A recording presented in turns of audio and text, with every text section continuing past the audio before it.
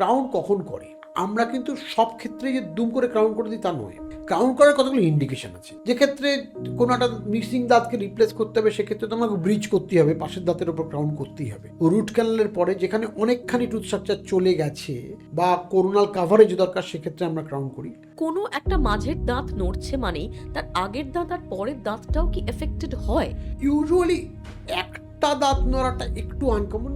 তাহলে যেটা হয়, দেখা গেছে গ্রুপ অফ টিথ স্পেশালি নিচের দিকে সামনেগুলো দুটো তিনটে দাঁতও নড়ে থাকে। ক্রাউন অ্যান্ড ব্রিজের ক্ষেত্রে অনেকেই এটা করে যে আমি দেখেছি যে দাঁতগুলো নড়ছে তার সঙ্গে পাশের দাঁত যেগুলো নড়ছে না তার সঙ্গে একসঙ্গে জয়েন্ট ক্রাউন করে দেয়। এটা কিন্তু রাইট ট্রিটমেন্ট স্ট্র্যাটেজি নয়। নমস্কার, সকলকে স্বাগত হ্যালো স্মাইলের আরও একটা নতুন পর্বে। সঙ্গে রয়েছি আমি লাবণ্য। আশা করি সবাই ভীষণ ভালো আছেন। দাঁতের যত্ন নিচ্ছেন তো?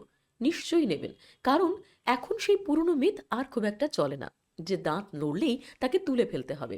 And thanks to doctor Himadri Chakraborty, director of Odontra, আমাদের আজকের অতিথি, এবং যার থেকে আজকের দাঁত সম্পর্কে একটু বিশেষ কিছু প্রশ্নের উত্তর বা সলিউশন খুঁজে পাওয়ার চেষ্টা করব আমরা।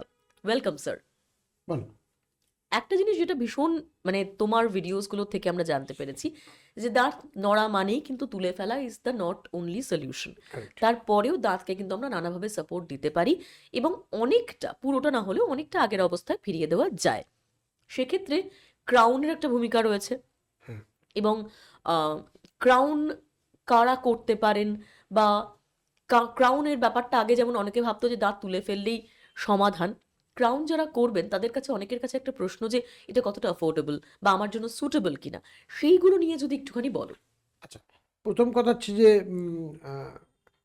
তুমি যেটা বলছো যে ক্রাউন কখন কখন লাগে সেটা একটু দেখি। হুম সেটা হুম। হচ্ছে যে আহ, তুমি যেটা বললে না দাঁত নড়ে গেলে, সেক্ষেত্রে কিন্তু অনেকে আমি দেখেছি যে এরকম পাশের দাঁতের সঙ্গে একদম টানা ব্রিজ করে একটু হুম কতগুলো হুম। ক্রাউন করে করেছে। এটা কিন্তু খুব একটা সায়েন্টিফিক মেথড না। সেটা আচ্ছা নিয়ে, সেটার জন্য সবচেয়ে ভালো সলিউশনটার নাম ডেন্টাল স্প্রিন্টিং। কোনো একটা এপিসোডে এটা নিয়ে ডিসকাস করবো। আচ্ছা, কোনো একটা মাঝের দাঁত নড়ছে মানেই তার আগের দাঁত আর পরের দাঁতটাও কি এফেক্টেড হয়?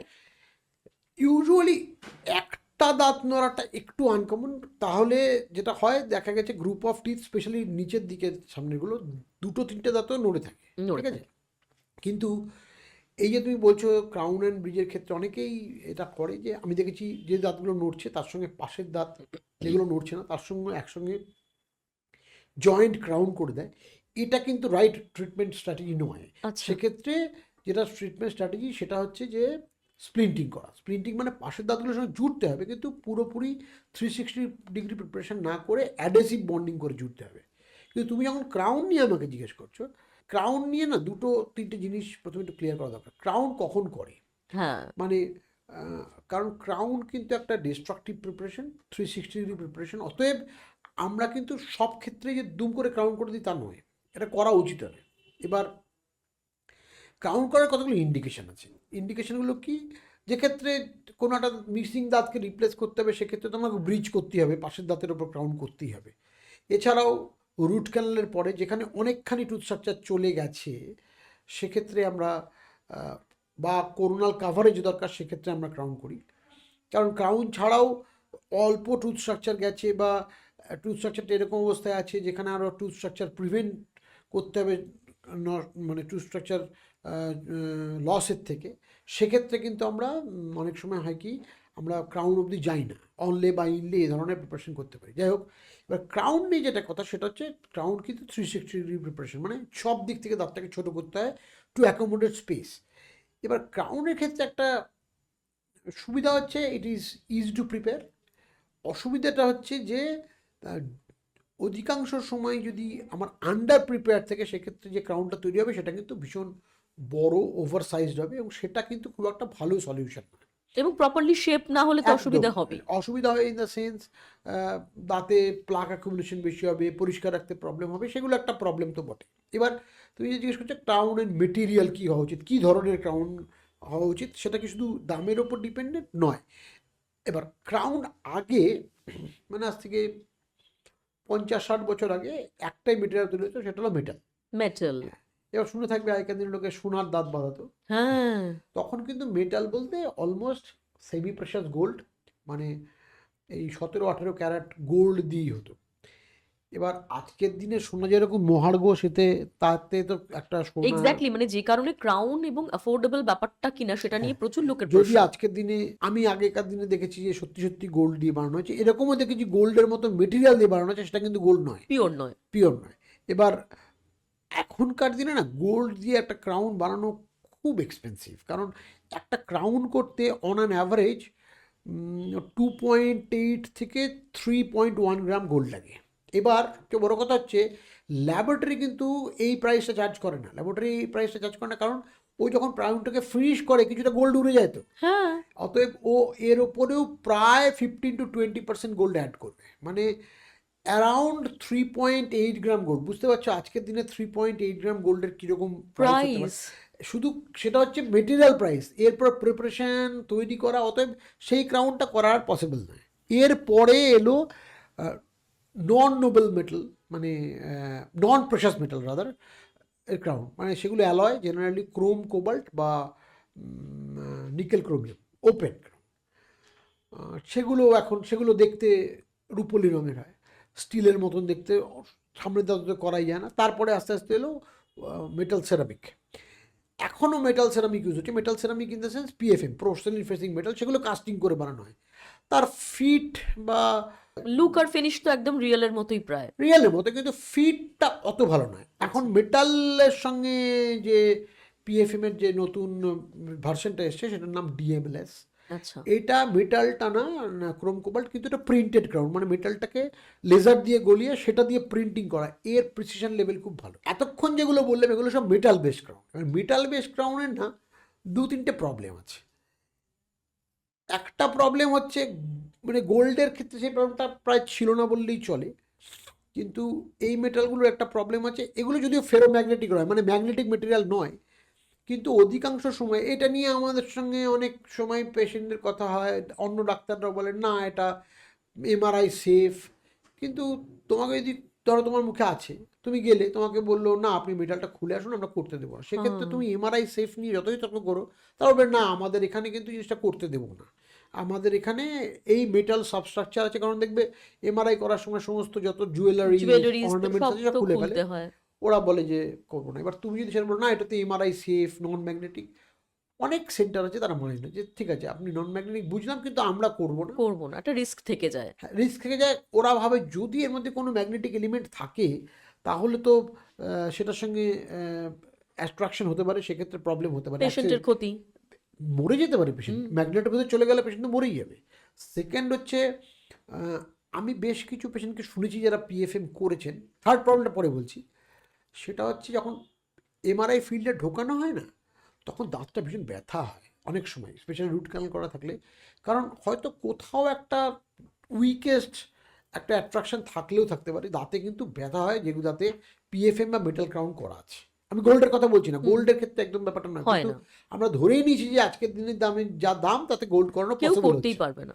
এরপরে যেটা প্রবলেম সেটা হচ্ছে যদি হেড নেক রিজিয়নে কোনো এমআরআই হয় সেটা খুব গন্ডগোলের, কারণ সেক্ষেত্রে যেটা হয় যে যেখান দিয়ে এটা এমআরআই এর যে রেজোনেন্স যে ইমেজিংয়ের সময় যেটা আসে, আমরা দেখেছি সেই ফিল্ডে যদি ক্রাউনটা থাকে না এরকম সূর্যের ছটার মতন একটা রে বাস্ট এফেক্ট হয়, এতে কিন্তু এমআরআই রিড করতে খুব অসুবিধা হয়, বুঝতে অসুবিধা হয় ডাক্তারের পক্ষে, কারণ অনেকখানি এরিয়া জুড়ে একটা সাদা এরকম স্পট মতো থাকে। সেই জন্য মেটাল পিএফএম ক্রাউন কিন্তু আগের থেকে পপুলারিটি একটু কমেছে। এবার কোন ক্ষেত্রে আমাকে পিএফএম করতে হবে, আমরা একটা খুব বড় ব্রিজ করছি, সেক্ষেত্রে কিন্তু মেটাল ফ্রি সলিউশনগুলো খুব ভালো নয়, এই কারণে যে অত বড় ব্রিজের ক্ষেত্রে মেটাল ফ্রি সলিউশন দিলে ব্রিজ ভেঙে যেতে পারে, সেক্ষেত্রে মেটাল, কারণ মেটাল সাবস্ট্রাকচার অনুযায়ী ভীষণ হার্ড ভালো, এই ফিল্ডগুলো যেখানে খুব বড় ব্রিজ সেখানে এখনও পিএফএম বা ডিএমএলএস ক্রাউন চলছে। ইন্ডিভিজুয়ালের ক্ষেত্রে কিন্তু বা ছোট ক্ষেত্রে কিন্তু আমরা আস্তে আস্তে মেটাল ফ্রি সলিউশনের দিকে যাচ্ছি। এবং মেটাল ফ্রি সলিউশন কারা? মেটাল ফ্রি সলিউশন হচ্ছে আদতে 3 রকম মেটেরিয়াল, একটা হচ্ছে জিরকনিয়াম, আরেকটা হলো গ্লাস বা কাচের মতন মেটেরিয়াল সেটা হচ্ছে লিথিয়াম ডাইসিলিকেট, আর একটা হচ্ছে কম্পোজিট রেজিন। এর মধ্যে সব থেকে সেফ কোনটা? তিনটেই খুব সেফ, আচ্ছা। তিনটেই বায়োকম্পেটেবল, তিনটেই সেফ, কিন্তু তিনটের মানে safety in terms of MRI এগুলো তো সেফ সেফ বটেই। জিরকোনিয়াম সবচেয়ে হার্ড মেটেরিয়াল। আচ্ছা। সুবিধাটা হচ্ছে ডিউরেবিলিটি বেশি, অসুবিধাটা হচ্ছে যদি ঠিকমতো অক্লুশন অ্যাডজাস্টমেন্ট না করা হয় উল্টো দিকে দাঁতের সঙ্গে, উল্টো দিকে দাঁতটাকে ঘষে দেবে, এনামেলটাকে ঘষে দেবে। আচ্ছা। কিন্তু মেটেরিয়ালটা খুব ডিউরেবল, খুব ভালো, কম্পারেটিভলি একদম এমআরআই সেফ সব দিক থেকে, এবং এবং লংজিভিটিও বেশি। লংজিভিটিও বেশি। ইম্যাক্স এস্থেটিক্যালি খুব সুন্দর, কিন্তু আচ্ছা। হুম। ইম্যাক্স এস্থেটিক্যালি খুব সুন্দর, যেহেতু গ্লাস ট্রান্সলুসেন্সি আছে, লাইট লাইট পাস করে। ইভেন কম্পোজিট, নতুন কম্পোজিট যেগুলো আছে সেগুলো দারুণ। অসুবিধাটা হচ্ছে স্ট্রেংথ কম। সামনের দাঁতের জন্য ঠিক আছে, পেছনের দাঁতের জন্য ফ্র্যাকচার হওয়ার চান্সেস থেকে যায়। এবার এই মেটেরিয়ালের স্পেকট্রামটা বলছি, এই তিনটে মেটেরিয়াল কিন্তু কমপ্লিটলি মেটাল ফ্রি, এর মধ্যে কোনো মেটাল নেই। সো এগুলোকে মেটাল ফ্রি সলিউশনস বলে। জিরকনিয়াম আর লিথিয়াম ডাইসিলিকেট গ্লাস, যেটা সেটার পপুলার মোস্ট ব্র্যান্ড নাম হচ্ছে ইম্যাক্স, আর হচ্ছে কম্পোজিট। সেটা বিভিন্ন রকম কম্পোজিট হতে পারে। ইউজুয়ালি যে কম্পোজিটগুলো হচ্ছে মিল্ড কম্পোজিট, মানে ব্লক নিয়ে মিল করে কম্পোজিট করা হয়। এই মেটেরিয়ালগুলো কম্পারেটিভলি সেফার, এই মেটেরিয়ালগুলো এখন বেটার চয়েস। কিন্তু যেগুলো যেগুলো বললাম যে লম্বা স্প্যানের ব্রিজের জন্য this are not ideal material, আমাদের একটা মেটাল সাবস্ট্রাকচার লাগে। যদিও এখন কিছু টেকনিক বেরিয়েছে, এই মেটেরিয়াল আমি লম্বা স্প্যানও দিতে পারি, ভেতরে একটা মেটাল সাবস্ট্রাকচারকে দিয়ে। সেটা একটু কাম্বারসাম, ইন্ডিয়াতে খুব একটা ল্যাব করে না এটা, বিদেশের ল্যাবগুলো আমেরিকাতে, ইউরোপেও কিছু ল্যাব শুরু করেছে। আর একটু সময় লাগবে সেগুলো বোঝার জন্য। অতএব আমরা ক্রাউন অ্যান্ড ব্রিজের ক্ষেত্রে যেটা খেয়াল রাখতে হবে, যে তুমি প্রথমেই যেটা বলছিলে, নড়া দাঁতের জন্য ক্রাউন অ্যান্ড ব্রিজ কিন্তু খুব ভালো সলিউশন নয়। ওকে। মানে পাশের দাঁতের সঙ্গে দুটো ক্রাউন করে লাগিয়ে দিলাম সেটা, সেক্ষেত্রে স্প্লিন্টিং হচ্ছে দ্য বেস্ট সলিউশন। আর ক্রাউনের মেটেরিয়ালের ক্ষেত্রে মেটালিক এবং নন মেটালিক দুটো সলিউশন আছে। এবার বক্তব্য হচ্ছে যে আমরা তো কথা বলছি যে crown as a coverage, crown as a fixed tooth replacement, যেটা ব্রিজ মানে একটা দাঁত নেই বা দুটো দাঁত নেই, হুম। পাশের দুটো দাঁতের সাপোর্ট নিয়ে করছি। এই টেকনিকটার সঙ্গে সঙ্গে এখন আমরা যেটা হয়েছে যে ইমপ্ল্যান্টের ক্ষেত্রেও অনেক সময় হয় যে আমি ইমপ্ল্যান্ট করেছি, হুম। আমি পাশের দাঁতের সাপোর্টই নেবো না, বা অনেক সময় আছে উপরে কোনো, উপরে বা নিচে কোনো দাঁতই নেই, দাঁতই সেক্ষেত্রে নেই। পুরোটাই ইমপ্ল্যান্ট। সেক্ষেত্রে আমি মেটাল সাবস্ট্রাকচার বানাতে পারি। সুবিধা হচ্ছে নর্মাল দাঁতের ওপরে যদি আমি একটা পিএফএম ক্রাউন লাগাই, সেটা আমি আর খুলতে পারবো না, সিমেন্টেশন হয়ে গেল। ইমপ্ল্যান্টের ক্ষেত্রে সুবিধা হচ্ছে স্ক্রু রিটেন যদি করি, স্ক্রুটা খুলে হতে পারে আমার এমআরআই আছে, আমি বললাম যে এটা খুলে দিই, ডাক্তার ওপরের পুরো সেগমেন্টটা খুলে দিল বা ওইটুকু সেগমেন্ট খুলে দিল। যদি আমি জিরকোনিয়াম না করাই, আমি আমার কাজটা, এমআরআইটা হয়ে গেল, আবার ওইটা লাগাতে পারি। সেই সুবিধাটা ইমপ্ল্যান্টের ক্ষেত্রে আছে, দাঁতের ক্ষেত্রে কিন্তু সেই সুবিধাটা নেই। অতএব দাঁতের ক্ষেত্রে আমাদের কিন্তু দেখতে হবে খুব বড় স্প্যানের ব্রিজ ছাড়া। এই কথাটা বারবার কেন বলছি, কারণ আমি অফলেট কিছু কেস পেয়েছি, হয়তো জিরকোনিয়ামটা একটু বাণিজ্যিক কারণেই একটু টাকা বেশি পাওয়া যায় বলে বড় স্প্যানের ব্রিজে করেছে, পেশেন্ট আমার কাছে ফ্র্যাকচার নিয়ে এসছে, অন্য কেউ করেছেন।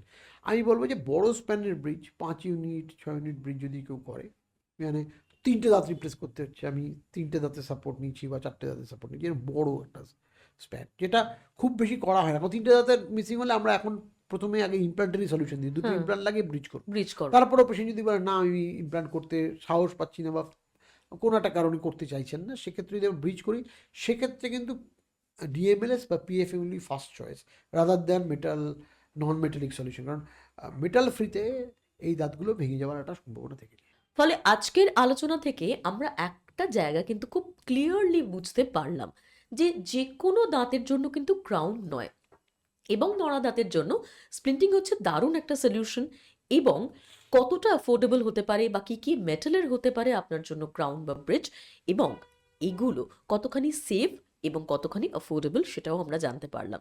তারপরেও যদি আপনি অ্যাফোর্ড করতে পারেন, বাঁধিয়ে নিতেই পারেন নিজের জন্য একটা সোনার দাঁত, লুকটা একেবারে চেঞ্জ হয়ে যাবে। কিংবা যদি লং টার্ম ডিউরেবিলিটির কথা ভাবেন, তাহলে কিন্তু অন্য অনেক অপশন রয়েছে। আজকের মতন আমাদের পর্ব এখানেই শেষ করছি, কিন্তু কেমন লাগলো কিংবা আপনার কোনো এনকোয়ারি থাকলে সরাসরি আমাদের কমেন্ট বক্সে এসে আপনার প্রশ্ন রাখুন, এবং ইউটিউব চ্যানেলটা কিন্তু লাইক শেয়ার সাবস্ক্রাইব করতে একদম ভুলবেন না। সেই সঙ্গে রয়েছে আমাদের ফেসবুক আর ইনস্টাগ্রাম চ্যানেলও, আমাদের অবশ্যই ফলো করুন for all the latest update. ভালো থাকুন, হাসতে থাকুন।